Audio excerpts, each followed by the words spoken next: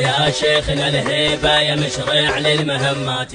ارحب ارحب ارحب يا ابو جبريل الفخامة.